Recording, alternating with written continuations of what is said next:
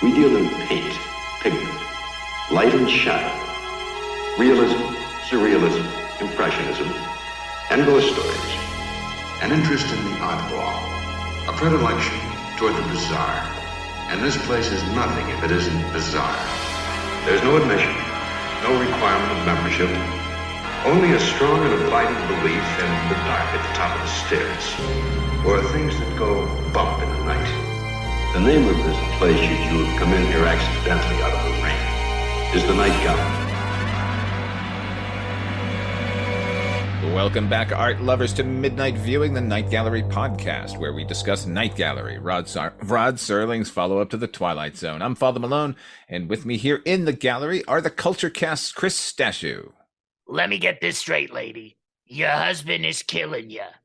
Okay. I hate my wife. And the Projection Booth's Mike White. Oh, I'm not. That's it. Cornell Wilde is here with us right now. This is Season 2, Episode 19. It aired on February 9th, 1972, making it their Valentine's episode. This one is split into 3 segments. Those are Deliveries in the Rear, Stop Killing Me, and Dead Weight. Number 1 entry. A painting that suggests a story replete with gaslight, hansom cabs, and cadavers. An all-star cast of corpses appearing in what we call Deliveries in the Rear. Delivered to you now on Night Gallery. Deliveries in the Rear was written by Rod Serling and directed by Jeff Corey. It stars Cornell Wilde, Rosemary Forsythe, James Metropole, a human Chuck E. Cheese animatronic if I've ever seen one, Peter Whitney, and a young Gerald McCraney, very briefly. Tells the tale of a surgical professor who's procuring specimens for dissection from less than reputable sources. It's just the story of Burke and Hare, but from the perspective of Dr. Knox, or in this case, Fletcher. And did you know that to strangle someone while kneeling on their back, thus compressing their lungs, is known as burking? No, I did not. Anyway, what'd you think of this one, Mike? Yeah, boy, oh boy. Well, you know, this is a common theme for this show. If anybody's listened to more than 2 episodes, this one was pretty long. Saw that ending, saw that twist coming quite a ways away. But I liked Cornell Wilde in this. I really liked the grave robbers as well, especially that guy's teeth and the use of all of the wide angle, the fisheye lenses throughout so much of this.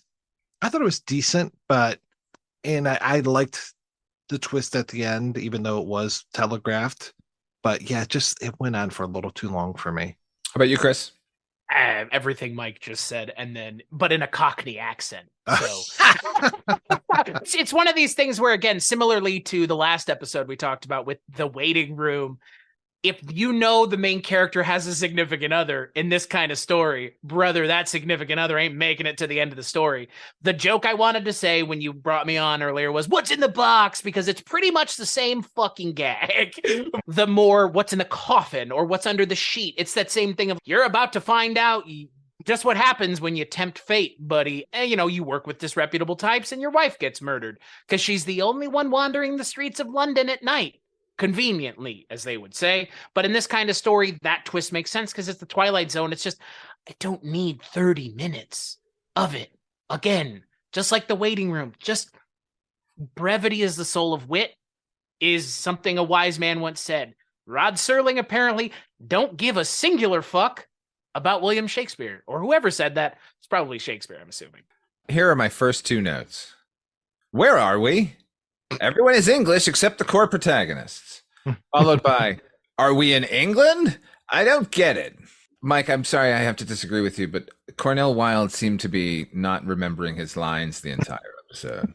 I still liked them. I've said in the past, Serling's penchant for overwriting dialogue is an asset in the period pieces. I mentioned it in the last episode. It's no truer than in this episode. I think the story is too on the nose, and it takes us way too goddamn long as usual to get there. But it didn't make the trip any less enjoyable. It's way more enjoyable than any of Serling's attempts at contemporary storytelling. What trips this one up for me is Cornell Wilde, and it's because he embodies a contemporary acting style, or straight out of the 50s acting style, that is so jarring that it shakes the episode apart for me. I do think it was beautifully shot. Jeff Corey, every time, each episode, as the series progresses, get better and better. The lighting is moody. There's so much shadow and silhouette, which takes time, which they had no time to make any of these episodes. He frames every room with a door or window, framing the performer. It starts with doors, ends with windows. It's subtle, but by the end, it's like a Creepshow comic book frame behind Cornell Wilde. I just thought that was incredible. If I could be a nitpicking asshole for a moment here, this is Burke and Hare, basically. That was 1838. Mannequins weren't created until the 1840s. I know there have been milliners' statues since the 15th century and everything, but that's not what Rod meant. Anyway, it is a nitpick. I would say that Rod Serling at this point only operates in pedantic storytelling.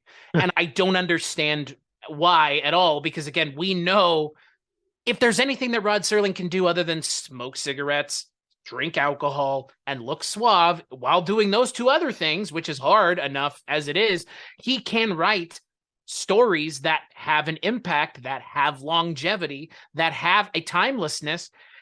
And yet, for some reason, it seems like he left it in the 60s. And I just don't understand, because for me, in a lot of ways, Night Gallery felt like a promise that has never been fulfilled, which is the Twilight Zone of the 70s. And in a lot of ways, everybody but Rod Serling has made good on it. Like the show Night Gallery, I've been really enjoying watching it, obviously.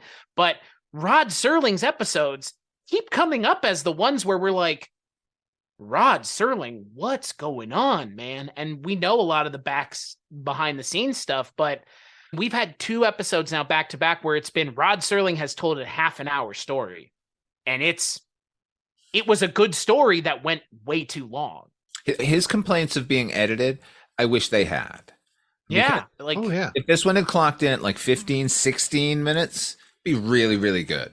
I'd have no complaints at all. The fact that we're left another 12 minutes of people talking for no good goddamn reason, because we're stalling for the big twist, because that's what this episode is all predicated on, the big twist that it's the doctor's wife who he's ended up having murdered inadvertently, though he gets his comeuppance, right? But I don't know. Yeah. I like that whole little speech at the end where it's just, people say that you can do, well, that's not true. Bah, bah, bah. And it's like, okay, you're laying it on way too thick here, buddy. So for sure, that's going to be your wife in there. Yeah. The actor Ian Wolfe that was in this, for a hot second, I thought he was Ned Glass from the last episode. So I was like, oh, cool. He just shows up and sells weird stuff here. But then what's weird is I looked up both of them on IMDb, and both of their IMDb pictures are from episodes of Barney Miller. All roads converge. It's spooky. It is very spooky. Right? Or maybe we're all just too focused on a particular time and place in American broadcast television history. Perhaps. Questioned why we're so focused on the 70s, but yet Barney Miller, Kolchak, Columbo, Night Gallery, well, Dreams for Sale doesn't count, but it was based on a show that took place before. So, yeah, we love the 70s and not the VH1 way. No, I don't have any quips. Where's Danny Bonaducci making funny laughs? Or some contemporary person who wasn't even around during the 70s and they're just shocked by things. Oh, what? You had pet rocks? This is a thing? Oh, that's a thing. Really? Yeah. Painting number 2 in the Night Gallery, addressing itself to the strains and stresses of the married, having to do with the fact that there is more than one way to kill a cat, and more than one way to dispose of a wife. Our painting is called Stop Killing Me.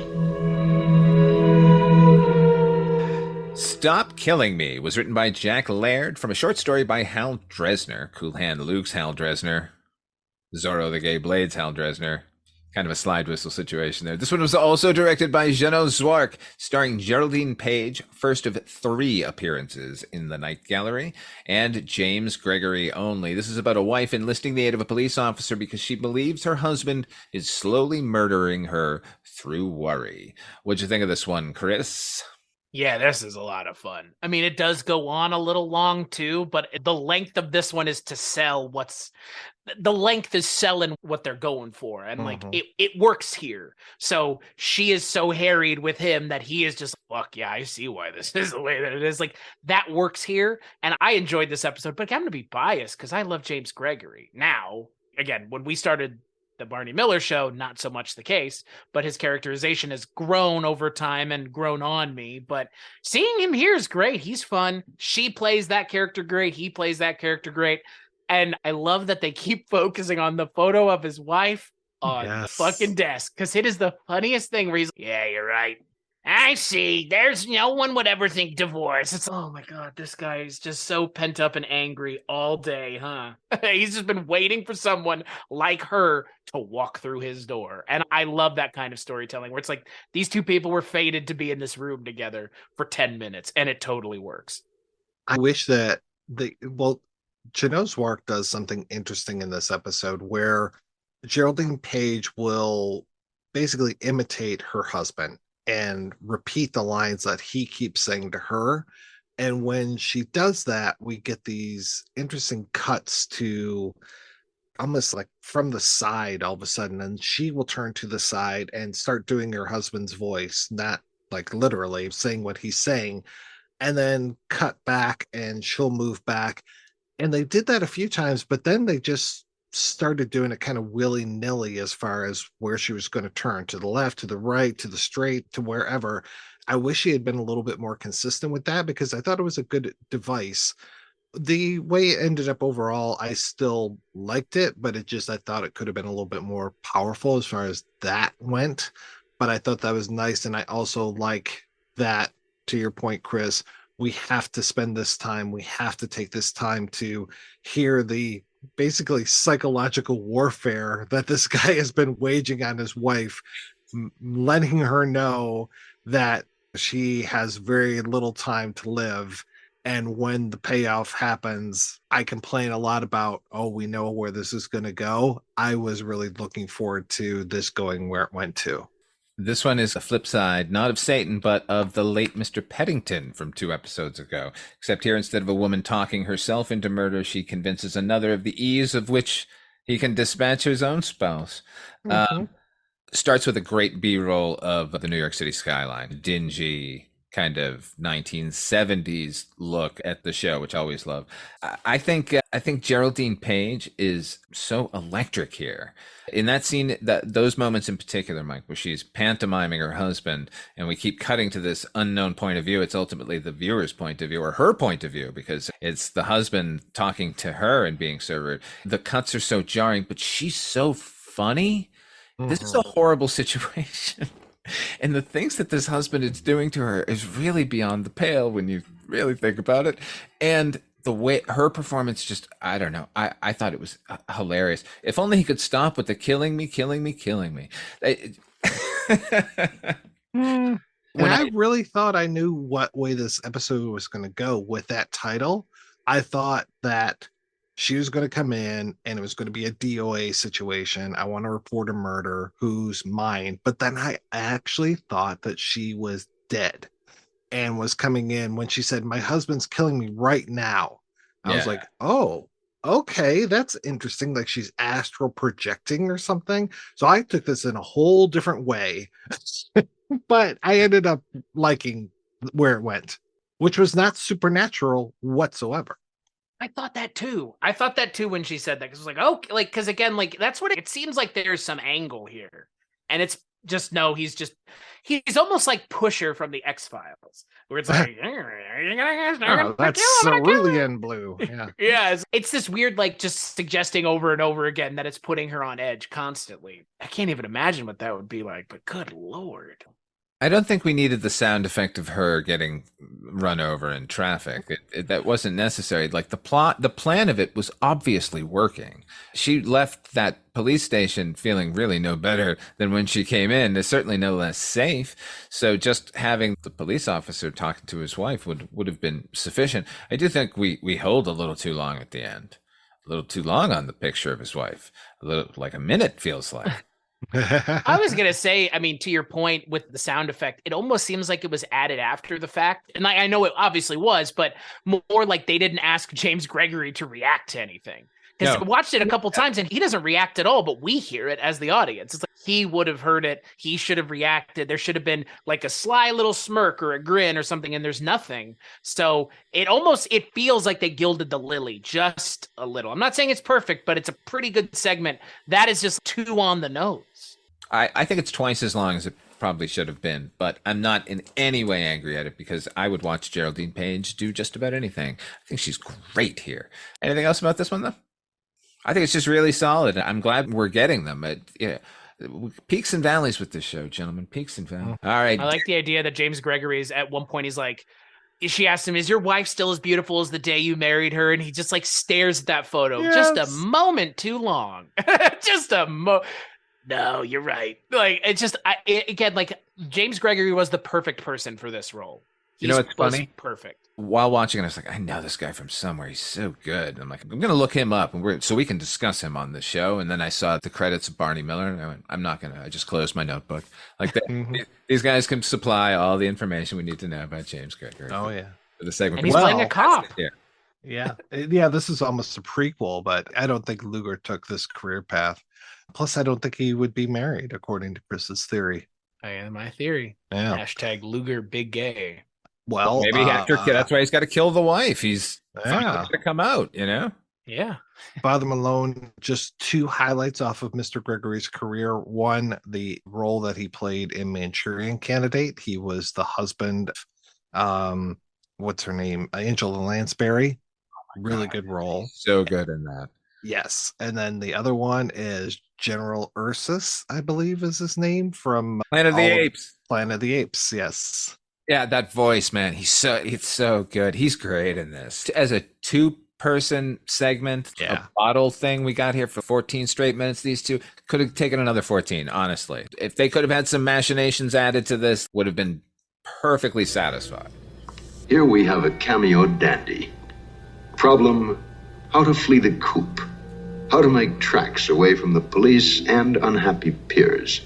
Ship out to safer climes. The story of a chap who, if he'd had it to do over again, would have remained where he was. He finds out that he is precisely what is the title of the picture. Dead Weight. Our last segment here is called Dead Weight. This was written by Jack Laird from a short story by Jeffrey Scott and directed by Timothy Galfus. This one stars Jack Albertson, Bobby Darin, and Foghorn.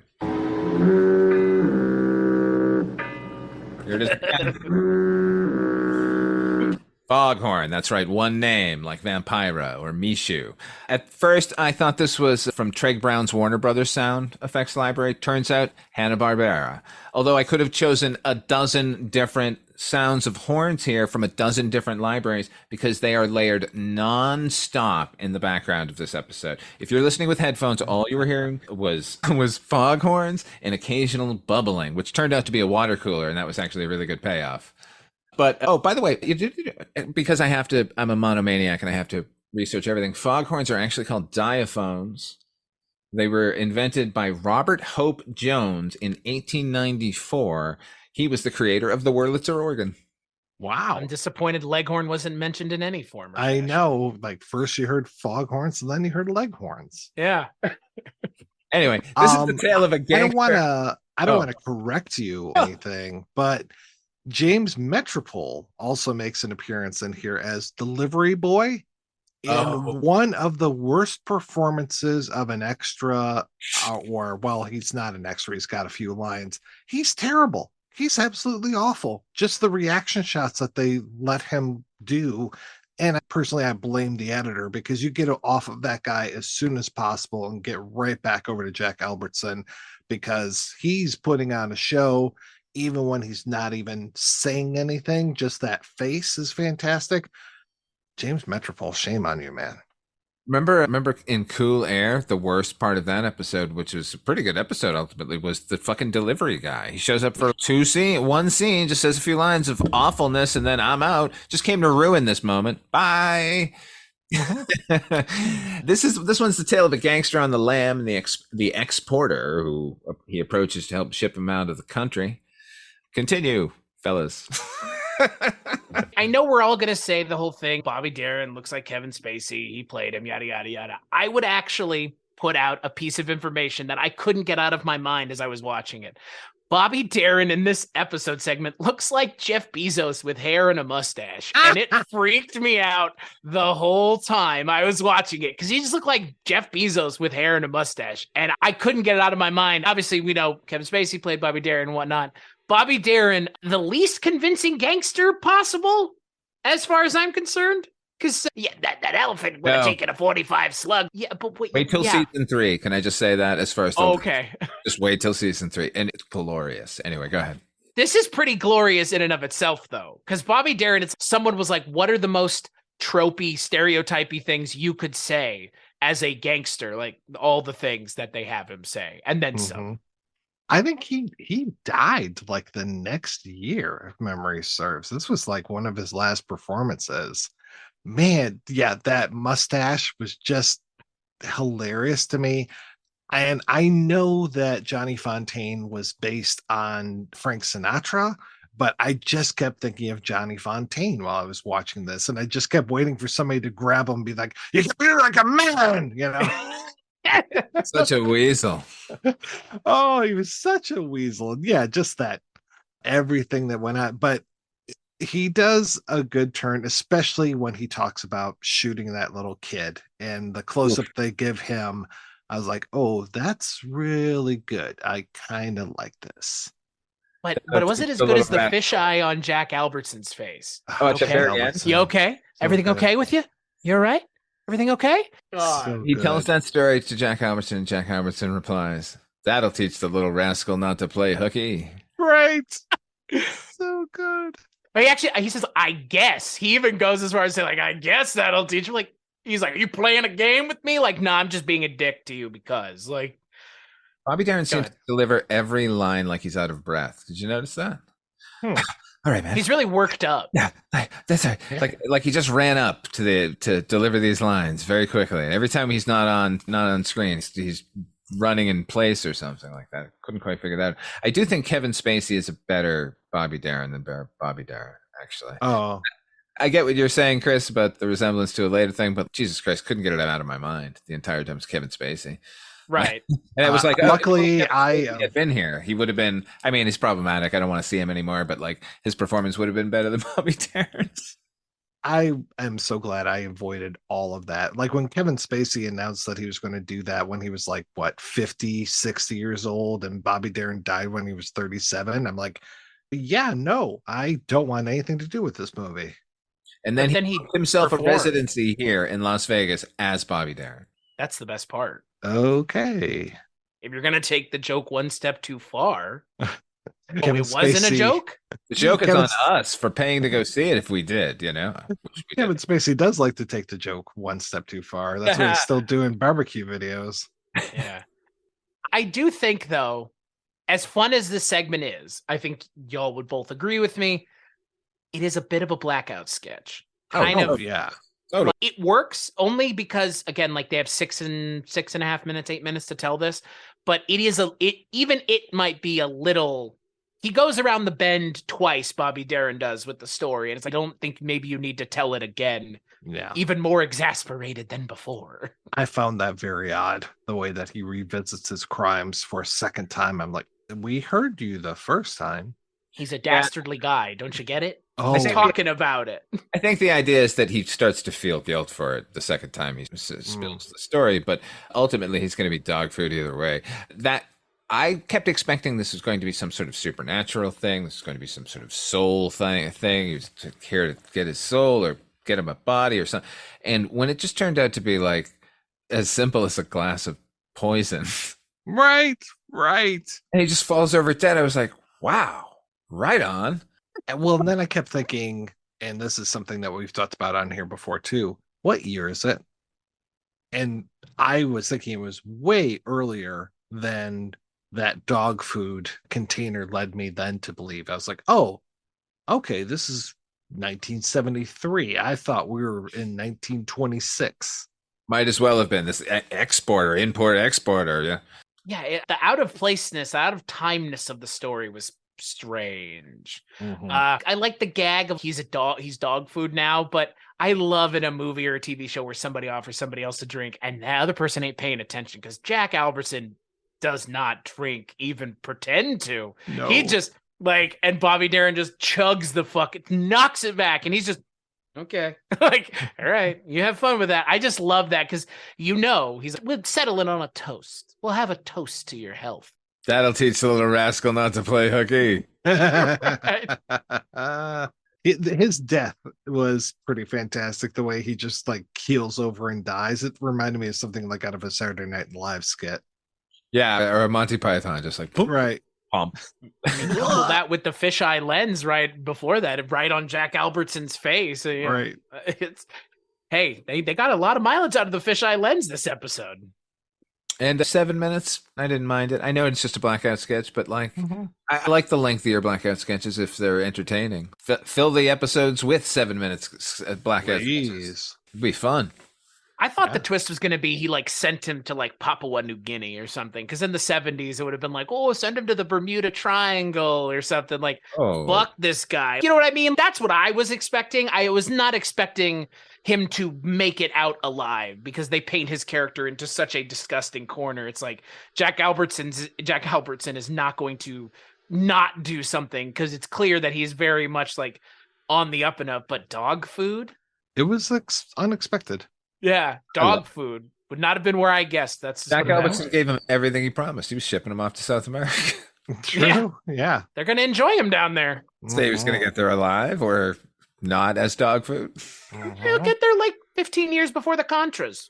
Always ask your exporter, am I going to be dog food? Is the bar. Those are words to live by. All right. We're going to play a preview of the next episode, and we'll be right back to wrap things up. Our opening kickoff is deep into the end zone of the moors, where hounds bay and witches fly brooms. And the belief in the supernatural is as natural as breathing, or not breathing. We call this item, I'll Never Leave You, Ever.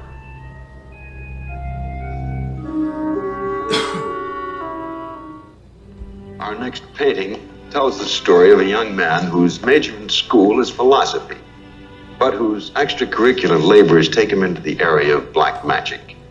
And for this, you don't get a degree, but the commencement ceremony is a gas. See for yourself as we offer you There Aren't Any More McBains. That's right. On the next Midnight Viewing, we'll be taking a look at Season 2, Episode 20. That's broken into 2 segments. I'll Never Leave You, Ever. And There Aren't Any More McBains. Until next time, what are you working on and where can people find it, Mike White? You can always find everything that I do over at weirdingwaymedia.com. That includes my show, The Projection Booth, as well as a lot of other things that we work on, including, what is that, Dreams for Sale? That's still going on, right? I think we got a little bit of time until the clock finally runs out on that. Although by the time they hear this, it'll be already out, I think. Oh, okay. Well, you can hear the whole series over at weirdingwaymedia.com. How about you, Chris Stashew? weirdingwaymedia.com, same place. All the same, similar things, not all the same things, but a lot of the collaborative stuff. And then the Culture Cast, where, like Mike does on the Projection Booth, I talk about movies once a week. So if that's something you're interested in, that's where you can go to find it. I got a lot of visual stuff over at fathermalone.com, but all of my audio content, all of the podcasts I work on, Dark Destinations and Astounding Tales of the Public Domain and Noise Junkies. Those can all be found at weirdingwaymedia.com.